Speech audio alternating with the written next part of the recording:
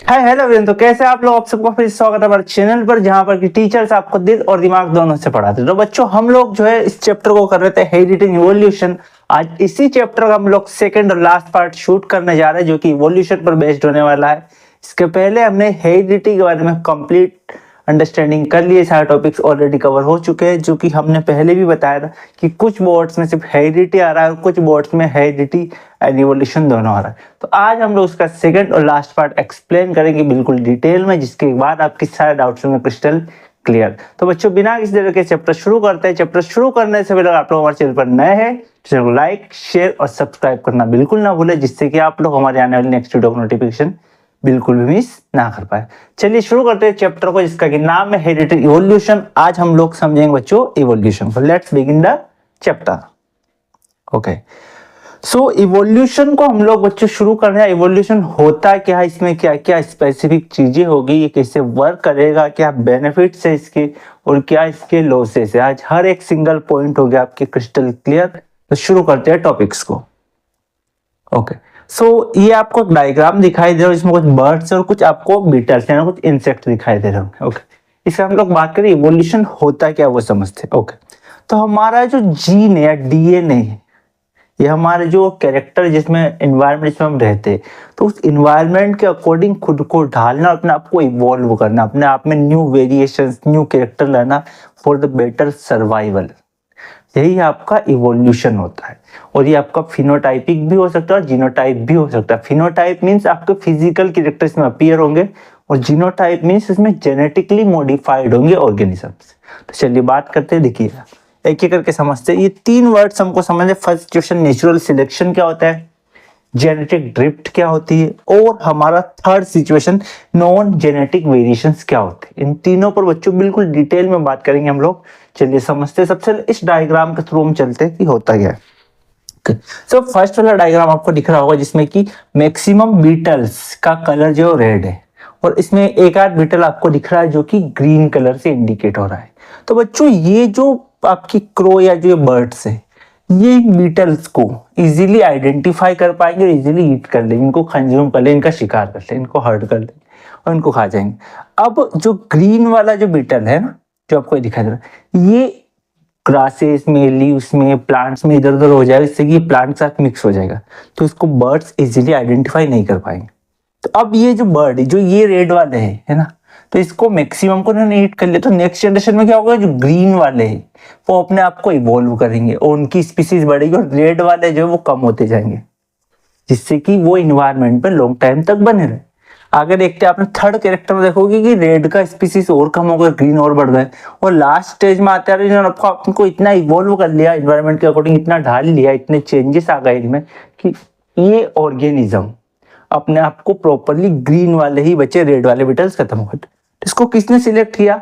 Nature ने, क्योंकि nature के अकॉर्डिंग जो ढाल पाए वो बचे रहे, जो अपने आप को एडजस्ट नहीं कर पाए बेटा, वो ओवर द टाइम पीरियड अर्थ से एक्सटिंक्ट हो गए। वहीं यहाँ पर भी हुआ कि नेचुरल सिलेक्शन में क्या हुआ, नेचर ने सिलेक्ट किया कि कौन सा ऑर्गेनिज्म हमारे साथ रहेगा और कौन सा ऑर्गेनिज्म बच्चों जो है over the time period extinct होगा। सेकंड समझते हम लोग, जिसका कि नाम है जेनेटिक ड्रिफ्ट। ओके, इस पर बात करते हैं। ये एक ऐसा वेरिएशन है कि जिसका डायरेक्टली कोई बेनिफिट नहीं होता है, सिर्फ किसी वजह से इसमें कुछ वेरिएशन आ गए या बाई चांस ये ऑर्गेनिज्म बच गए, तो ऐसे चेंजेस हमारे जेनेटिक ड्रिफ्ट में आ गए। जैसे इसमें देखिएगा कि सारे बीटल्स रेड थे, फिर ये बीटल्स ब्लू हो गए, और इसमें से हम देखेंगे कि रेड वालों को जल्दी हर्ट किया अगर ब्लू वाले बच गए, जबकि ब्लू का डायरेक्टली ना तो कलर में छोड़ा इनका प्लांट से, ट्रीज से, बस ये बाई चांस ये ऑर्गेनिज्म बच गए। और थर्ड अगर हम बात करें नॉन जेनेटिक वेरिएशन, इस पर समझते हैं इसका क्या होता है। देखिए ध्यान से, ये यहाँ पर इसका साइज आपको डिक्रीज होता हुआ दिख रहा है और फिर से साइज इंक्रीज हो गया। मान लो कि किसी पर्टिकुलर प्लेस पर फूड की या किसी मटेरियल की स्कार्सिटी हो गई, ओके, जिससे कि इन ऑर्गेनिजम्स को प्रॉपर न्यूट्रिशन नहीं मिलने की वजह से इनका जो वेरिएशंस आया, इनकी साइज स्मॉलर होती गई, और जब फिर से फूड बढ़ा, फिर से इनको प्रॉपर न्यूट्रिशन मिलने लगा, तो इनकी साइज फिर से वही हो गई। तो ये थर्ड में इसमें कोई जेनेटिक वेरिएशंस नहीं होते हैं, ये किसी पर्टिकुलर रीजन की वजह से होते थोड़े टाइम के लिए, और फिर से ऑर्गेनिज्म उस रियल स्टेट में आ जाते हैं। पॉइंट्स को डिस्कस करते हैं। देखिएगा कि Consider a growing population of red beetles living in bushes with green leaves. Imagine that crows eat them. Already discuss कर लिया. Here the following situation. First situation, second and third. Natural selection इसमें होगा, nature ने select किया. Second में क्या हुआ, आपका जेनेटिक ड्रिफ्ट है कि बाय चांस वेरिएशन आया है जिसका कि डायरेक्टली कोई बेनिफिट नहीं मिला है, इस स्पीसीज को डायरेक्टली एडवांटेज नहीं मिला है ना, बाय चांस से बच गए. और थर्ड में किसी स्कार्सिटी की वजह से, फूड या किसी मटेरियल की कमी की वजह से इनके अंदर कुछ चेंजेस आए, बट ये परमानेंट नहीं होते, थोड़े टाइम के बाद फिर से वापस चेंज हो सकते हैं. ओके, यही बात करते हैं हम लोग नेचुरल सिलेक्शन का, जो कि मैंने ऑलरेडी डिस्कस किया, जिसमें कि आपको दिखाई दे रहा है कि ये जो देखिए बात करते हैं heritable colour variation green beetles, जो आपके ग्रीन बीटल्स आपको दिखाई दे रहे, ठीक है. Arise crow can not see in green beetles on the green leaves और ग्रास, है ना. आपके जो क्रोस थे ग्रीन बीटल्स को ग्रास में लीव्स में नहीं देख पा रहे, ठीक है. तो ये आपका हो गया. इससे क्या होगा, रेड बीटल्स जो उनकी स्पीसीज डिक्रीज होगी और ग्रीन वालों की स्पीसीज इंक्रीज होगी. तो ये आपका नेचुरल सिलेक्शन है, क्यों नेचर ने सिलेक्ट किया. अब बात है the survival become commonly because gave us survival advantage natural selected, nature ने को सिलेक्ट किया. अब एक बात और करते हैं. ओके, देखिए ध्यान से. Natural selection is exerted by crow. If there are more crows, more red beetles would be beaten, so the proportion of green beetles increase. समझिए, अगर क्रोस की स्पीसीज बढ़ी, क्रोस ज्यादा है तो जनरली वो ज्यादा हर्ट करेंगे, रेड बीटल्स को ज्यादा शिकार करेंगे, ज्यादा खाएंगे, तो आपकी जो ग्रीन बीटल्स है उनकी पॉपुलेशन ऑटोमेटिकली क्या होगी, बढ़ लेगी. और ये जो ग्रीन बीटल्स है इस कैरेक्टर को अडेप्टेशन में ले लेंगे कि यार हम लोग ये, अगर ये कैरेक्टर हमारे पास है तो हम जो क्रोस है अदर बर्ड्स है उनकी नजरों में नहीं आते, हम बच जाते हैं. तो ये भी एक वेरिएशन होगा जिसमें कि अडाप्ट कर लेंगे ऑर्गेनिज्म पॉपुलेशन एनवायरनमेंट के अकॉर्डिंग और अपना एक बेटर वर्जन बना लेंगे. ओके, आई होप यहाँ तक समझ आया होगा. ओके बच्चों, तो अब हम लोग बात करते हैं जो हमारा सेकंड रीजन यानी जेनेटिक ड्रिफ्ट होता है वो क्या था, उसके बारे में समझते हैं बिल्कुल डिटेल्स. आपको इस शुरुआत में डायग्राम्स में दिख रहा होगा बच्चों कि रेड बीटल से उससे इवॉल्व हुए और ग्रीन बन गए, फिर ये आपके ग्रीन बढ़ते गए क्योंकि रेड को जो है इजीली जो बर्ड्स आइडेंटिफाई कर पा रहे थे. अब हम देखेंगे जो हमारे ब्लू वाले हैं ये भी बढ़ रहे थे, इनकी स्पीसीज बढ़ रहे थे. अब ये कैसे बचे क्या उसके बारे में बात करते हैं. A colour variant blue beetles arise crow can be seen and it both blue and red coloured beetles in the green leaves. Okay, green leaves के अंदर बर्ड्स को ब्लू और रेड दोनों ही बीटल्स दिखाई दे सकते हैं और दोनों को ही ईट कर सकते हैं इजीली. आगे बात करते हैं. Initially, blue beetles are few in elephant stems on the bushes. Most of the beetles are died. अब जो हमारे ब्लू बीटल्स थे कम थे ना, स्पीसीज उनकी कम थी, नंबर में कम थे, तो वो इजीली दिखाई नहीं दे रहे थे. एलिफेंट फूड का मतलब एक साथ बहुत बड़े पैमाने पर वो एक साथ दिखाई दे रहे थे, तो उनका शिकार करना इजी होगा. तो पहला रीजन था कि थोड़े कम थे, फ्यू थे. अगर वो ज्यादा होते तो उनको भी डाइट हो जाते, उनका भी शिकार हो जाता. तो आगे बात करते हैं. If the survived beetles are mostly blue, their proportion increase and the population would be with mostly blue beetles. तो अगर ये थोड़े बहुत बचे थे और रेड ऑलमोस्ट खत्म हो गए तो आप कॉमन सेंस लगाओ बच्चों कि जब रेड हट गए और कुछ ब्लू बचे तो वो अपनी पॉपुलेशन इंक्रीज कर लेंगे.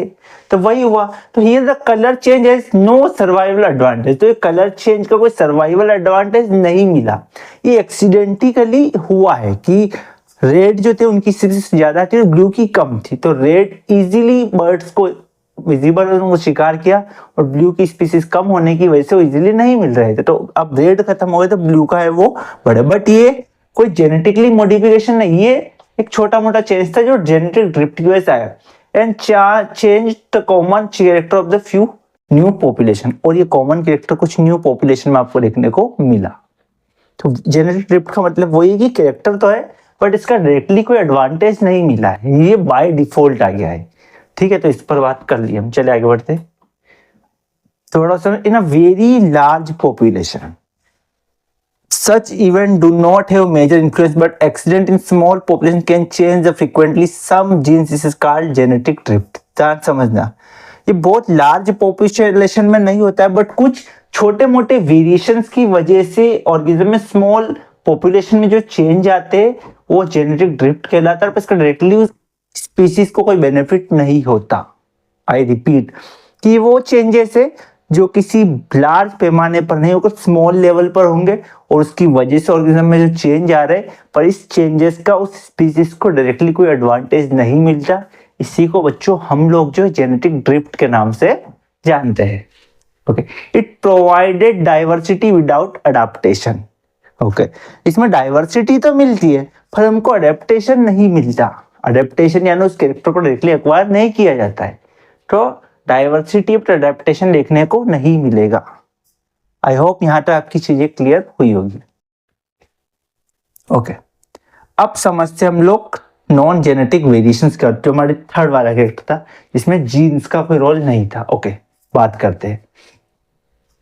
ओके, तो सबसे लेके आप चीज बताइएगा, the bushes are affected by plant disease reducing the amount of leaf material. Okay, एक ध्यान से समझिए कि मान लो इन बुशेस ने, इन बीटल्स ने बहुत सारा लीव्स को खा ली, तो अगर लीव्स कम हो जाए, उनका अमाउंट कम हो जाता है, तो क्या इनको प्रॉपर न्यूट्रिशन मिलेगा क्या?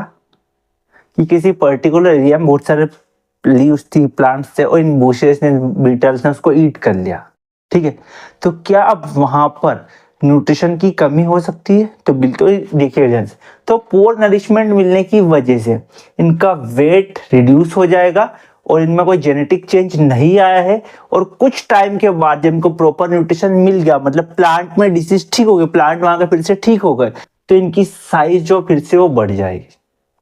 ओके, इनका वेट फिर से इंक्रीज हो जाएगा। तो समझिएगा कि नरिशमेंट इनको प्रॉपर नहीं मिला, तो उस कंडीशन के से इनकी साइज डिक्रीज हुई, और जब उन प्लांट्स की स्पीसीज फिर से बढ़ी, फिर से प्लांट ग्रो है, तो आने वाली स्पीसीज में इन बीटल्स की साइज फिर से इंक्रीज हो जाएगी।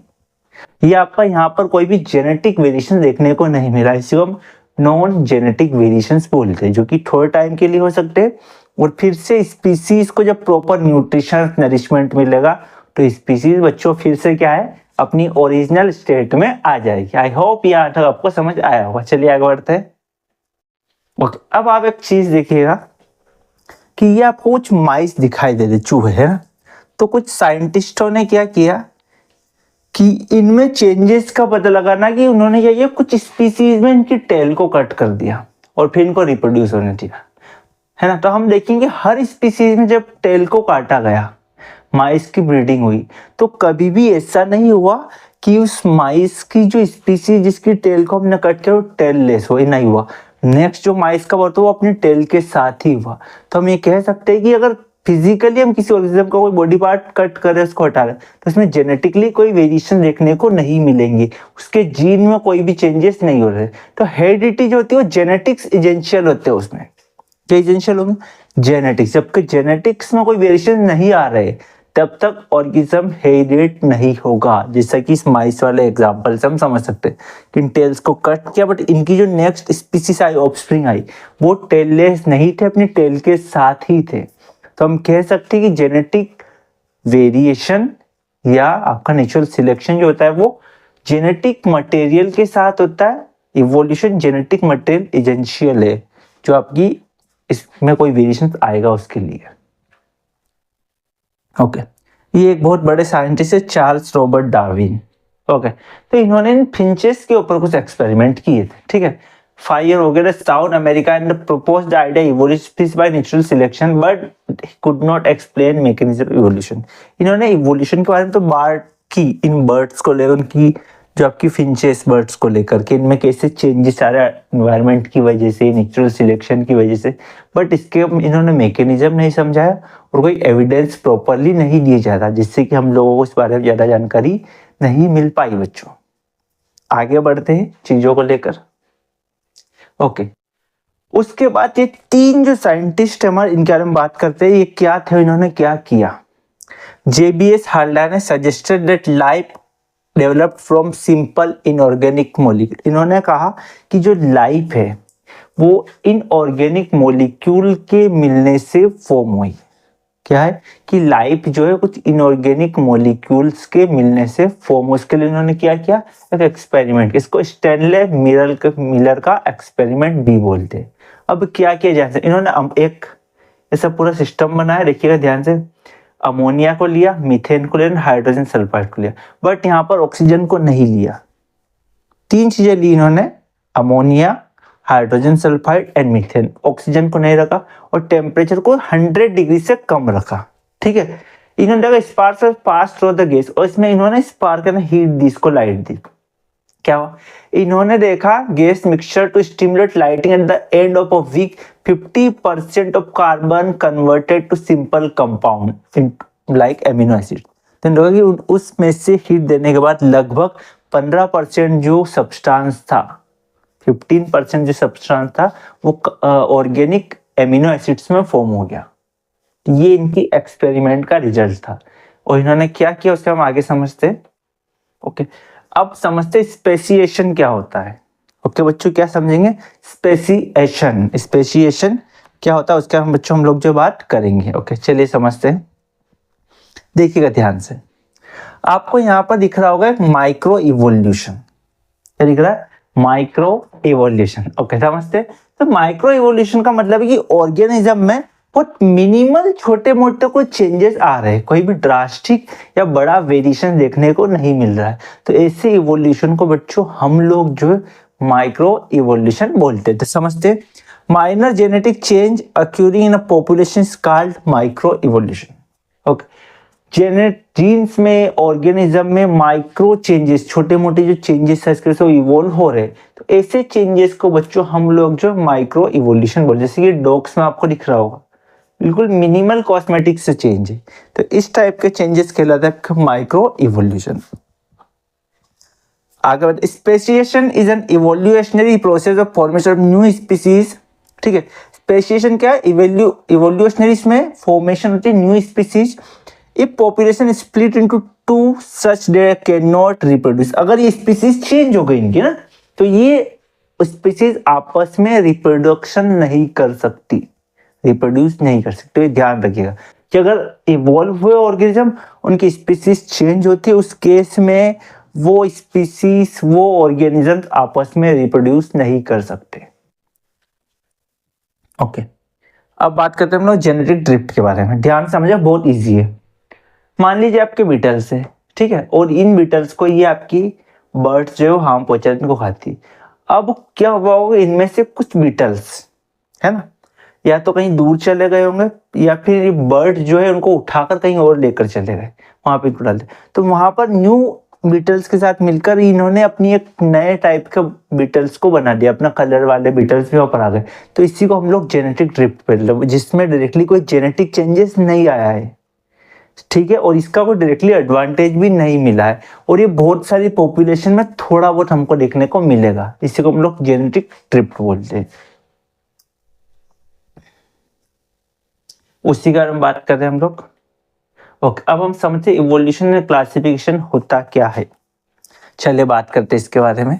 ओके, तो आपको दिख रहा होगा कि ऑर्गेनिज्म सेल से मिलकर बनेंगे, तो वो जिनका न्यूक्लियस होगा, है ना, विदाउट न्यूक्लियस बैक्टीरिया सेल, और सेल विथ न्यूक्लियस को बात करते हैं। ठीक है, तो विदाउट न्यूक्लियस बैक्टीरिया सेल होगी, और जिनके पास न्यूक्लियस होगी तो यूनिसेल्युलर भी होंगे और मल्टी सेल्युलर भी होंगे। तो इनको हम फोटोसिंथेसिस प्लांट में बांट सकते हैं मल्टी सेल्युलर को, और कैन नॉट अंडरस्टैंड फोटोसिंथेसिस, है ना, जिसमें फोटोसिंथेसिस नहीं होगा वो आपके एनिमल्स होंगे। With exoskeleton and endoskeleton, skeleton दो टाइप के होंगे, एंडो एंड एक्सो। ओके, ये हम समझ सकते हैं कि कैरेक्टर जो होते हैं, आप एक चीज बताना, आपका जीन्स, आपका डीएनए आपके पेरेंट्स से सबसे ज्यादा मैच होता है। जैसे ब्लड रिलेशन दूर का होता है ना, वैसे से जीन्स कैरेक्टर का मिलना, डीएनए का मैच होना कम होता जाता है। फॉर एग्जांपल, अगर आपकी सिबलिंग्स, आपके रियल ब्रदर सिस्टर, तो उनका डीएनए आपके फादर से आप डायरेक्टली मैच हो, बट आपकी जो कजिन्स है उनका डीएनए आपके ग्रैंडफादर से ज्यादा मैच होगा as compared to your father या योरसेल्फ। ये चीज भी आप याद रखिएगा। ओके, सो अब हम लोग बात करेंगे ट्रेसिंग इवोल्यूशनरी रिलेशनशिप। एक चीज बताइए, उसे ध्यान से देखिएगा। कुछ ऑर्गन्स ऐसे होंगे, डिफरेंट ऑर्गन का स्ट्रक्चर, बेसिक स्ट्रक्चर सिमिलर या एक जैसा होगा, बट उनके फंक्शंस डिफरेंट होंगे। समझिएगा, ऐसे ऑर्गन्स इन सम एनिमल्स जिनका की बेसिक स्ट्रक्चर दिखने में सेम है बट फंक्शनैलिटी में वो डिफरेंट होंगे, ऐसे ऑर्गन्स को बच्चों हम लोग होमोलोगस ऑर्गन्स बोलते हैं। जैसे एग्जांपल के लिए मैमल्स, के हैंड लेग्स है, birds, reptiles and amphibian have 4 limbs, है ना, सब में 4 लिम्स होते हैं, मैमल्स में, बर्ड्स में, रेप्टाइल्स में। They have similar basic structure but different functions. समझिए, इनका बेसिक स्ट्रक्चर तो सेम है बट इनका फंक्शंस अलग अलग ऑर्गेनिजम्स में अलग अलग होता है। तो ऐसे ऑर्गन्स जिनका स्ट्रक्चर दिखने में सेम है बट फंक्शनैलिटी में डिफरेंट होंगे, वो ऑर्गन बच्चों क्या कहलाएंगे? हमारे होमोलोगस ऑर्गन। अब बात करते हैं हम लोग इसी के ऊपर, the organ having same function but different structure and origin called analogous. समझिएगा, जो दिखने में अलग है, ओरिजिन अलग है बट फंक्शन में सेम है, ऐसे ऑर्गन्स बच्चों कहलाते हैं एनालोगस। क्या कहलाएंगे? Analogous. Wings of birds and bats, bats और बर्ड्स के विंग्स दिखने में अलग अलग होते हैं बट फंक्शन दोनों का एक है। तो एनालोगस में कौन सा आएंगे? ऐसे ऑर्गन्स जो दिखने में डिफरेंट है बट फंक्शनली सेम है, तो ऐसे ऑर्गन कहलाते हैं आपके एनालोगस। ठीक है। स्क्वायरल लिजार्ड है नो विंग्स, स्क्वायरल्स और लिजार्ड में कोई से भी विंग्स नहीं होते। Okay. It does not means birds and bats more closely related. इसका मतलब बिल्कुल नहीं है कि बर्ड्स और बेट्स क्लोजली रिलेटेड, इनमें कोई रिलेशन नहीं है, बट उनके ऑर्गन्स दिखने में सेम नहीं है बट फंक्शनैलिटी में सेम है, तो ऐसे ऑर्गन्स आपके एनालोगस कहलाएंगे। आगे बात करते हैं, wings of bats are skin folded strip elongated fingers but birds wings are feathery. हमको बताइए, इनके जो बेट्स के होंगे आपको एलोंगेटेड फिंगर्स में होंगे बट बर्ड्स के जो फेदर है वो आपके इस टाइप से स्ट्रक्चर विंग्स दिखेंगे ना। इनका कंपोनेंट कंप्लीटली डिफरेंट है ना, कंपोनेंट कंप्लीटली डिफरेंट है बट इनका फंक्शन दोनों का उड़ने का है। इस वजह से हम बोल रहे हैं कि स्ट्रक्चर तो डिफरेंट है, फंक्शनैलिटी सेम है, तो ऐसे ऑर्गन एनालोगस ऑर्गन्स आपके कहलाते हैं। ओके। फॉसिल्स क्या होते हैं? ओके, बहुत सिंपल प्रश्न बोलूं बच्चों, तो जो हमारे ऐसे ऑर्गेनिज्म जो एक्सटिंक्ट हो गए और इनकी डेड बॉडीज हमको रॉक्स के नीचे माइनिंग करके निकलती है, जमीन में से माइन करके निकालते, चट्टानों पे से निकलती है, तो ऐसे ऑर्गेनिज्म की डेड बॉडीज में स्केलेटन, उनका फंक्शंस बॉडी ऑर्गन्स हो सकते हैं। जनरली आपकी स्केलेटन ही होगा क्योंकि बाकी ऑर्गन्स तो कार्बन के साथ आपकी सॉइल के साथ मिल जाएंगे। तो इन स्केलेटन, इन बोन्स का स्ट्रक्चर, इनकी इमेजेस, इनकी छाप जो हमको मिल रही है, इनका जो इनकी डेड पार्टिकल्स मिलते हैं, इसी को बच्चों हम लोग जो स्केलेटन बोलते हैं। दिख रहा होगा, इसी को फॉसिल्स बोलते हैं। Fossils are preserve trace organism lived in the past. ऐसे ऑर्गेनिज्म पास्ट में होते थे बट अभी नहीं है, एक्सटिंक्ट हो चुके हैं, तो इनके फॉसिल्स हमको जमीन में से मिलते हैं, पत्थरों में से, चट्टानों में से निकलते हैं, रॉक्स में से, तो इनको हम लोग बच्चों जो फॉसिल्स कहते हैं। Okay, how do fossils form layer by layer? एक चीज समझिएगा कि किसी प्लेस पर मानो कोई ऑर्गेनिज्म था, तो वो हंड्रेड्स ऑफ मिलियन ईयर पहले होता था, वो मरा, उसकी डेथ हुई किसी नेचुरल किसी रीजन के, तो उसके ऊपर ओवर टाइम पीरियड सोइल आती गई और वहाँ पर प्रेशर की वजह से, हीट की वजह से वो जो ऑर्गेनिजम्स थे, वो जो वहाँ की सोइल थी, वो रॉक्स में कन्वर्ट हो गई और वो जो बॉडीज थी वो उन्हीं के साथ अटैच हो गई। जो स्पेस था वहाँ पर बॉडी आपकी जुड़ गई, जैसे कि आपको दिख रहा है। जब हम माइन करते हैं या किसी वजह से खुदाई होती तो ये फॉसिल जो होते हैं वहां से बाहर निकलते हैं, तो इसी को हम लोग लेयर्स बाय लेयर ऐसी जम, इसमें मिलियंस ऑफ ईयर का टाइम लगता है। ऐसा नहीं होगा कि डे नाइट में हो जाए कि आज ऑर्गेनिज्म की डेथ हुई और कल उसका फॉसिल बन जाए, इसमें मिलियंस ऑफ ईयर लगते हैं। ओके, अब ऐसे इवोल्यूशन और स्टेप बाय स्टेप आइस का, जैसे कि यहाँ पर एक पिगमेंट स्पॉट बना सबसे पहले, फिर एक पिगमेंट कप आया है ना, फिर पिनहोल लाइक आई बनी, फिर ये प्रिमिटिव क्लोज्ड आई बनी, फिर ऐसे करके पूरी एक कॉम्प्लेक्स आई का डेवलपमेंट हुआ जो कि प्लेनेरिया के बारे में है, एक ऑर्गेनिज्म के अंदर। ठीक है, तो आपको दिखाई दे रहा होगा। ठीक है, evolution of complex organ such as eye is the result of selection of number of intermediate stages. Eye एक बहुत कॉम्प्लेक्स ऑर्गन है, इसका इवोल्व ऐसे इंटरमीडिएट स्टेजेस में हो, ऐसा नहीं कि डायरेक्टली किसी ऑर्गेनिज्म के बर्थ के साथ ही उसको आई मिल गई, तो धीरे धीरे इवोल्व हुई, इसके बाद आइस का डेवलपमेंट हुआ। तो ये आपको इस स्ट्रक्चर से और इजीली समझ आ जाएगा। ओके, जैसे कि ये कि हमारी जो है, जैसे हम कह सकते हैं कि इवोल्व होते हैं, इसकी मेन स्पीसीज वाइल्ड केबेज था, उससे आपकी कोलारी, आपकी cauliflower, broccoli, cabbage, red cabbage, इन सब का भी इवोल्यूशन ऐसी हुई। आर्टिफिशियल सिलेक्शन क्या होगा, जिसमें हम ह्यूमन बींग्स अपने बेनिफिट्स के लिए किसी प्लांट को या स्पीसीज का प्रोडक्शन करते, सिलेक्ट करते, हमको ये स्पीसीज चाहिए, तो उसको हम लोग आर्टिफिशियल सिलेक्शन कहते हैं बच्चों। Okay, evolution bye stages. Okay, changing in DNA, तो क्या होता है कि डीएनए में भी रिप्रोडक्शन के थ्रू धीरे धीरे स्लोली ड्रेस्टिकली चेंज आते, और ये changes over the time period हमको स्लोली अकर होंगे ऑफस्प्रिंग के अंदर। तो इन चेंजेस को हम लोग बोलते हैं इवोल्यूशन स्टेजेस, जिसमें कि थोड़ा थोड़ा करके चेंजेस आएंगे, उसके बाद ये चेंजेस बहुत पॉपुलेशन के बाद हमको जो ऑफस्प्रिंग में दिखाई देंगे बच्चों। ये हम ह्यूमंस का डेवलपमेंट के साथ एक मिथ यहाँ पर ठीक करना चाहूंगा, ह्यूमन बींग्स चिंपांजी से इवॉल्व नहीं हुए, ठीक है। चिंपांजी और ह्यूमंस के एंसेस्टर जो रहे वो सेम एंसेस्टर, हम जिनसे इवॉल्व हुए, जिनसे हमारा जो हमारी स्पीसीज आगे बढ़े, तो ह्यूमंस के और चिंपैंजी के एंसेस्टर लगभग एक रहे, ठीक है। और अगर बात करें तो हम ह्यूमंस चिंपांजी से हमारा जो जेनेटिक मटेरियल है वो 92% तक मैच होता है। ओके, तो ये भी इवोल्यूशन का है कि मैमल्स कैसे बने, आपका रेप्टाइल्स कैसे बने, प्लांट्स का इवोल्यूशन कैसे हो, आपको डायग्राम से समझ आ जाएगा। ह्यूमंस इवोल्यूशन, ठीक है, आपको all humans are single species, सभी ह्यूमन एक सिंगल स्पीसीज है।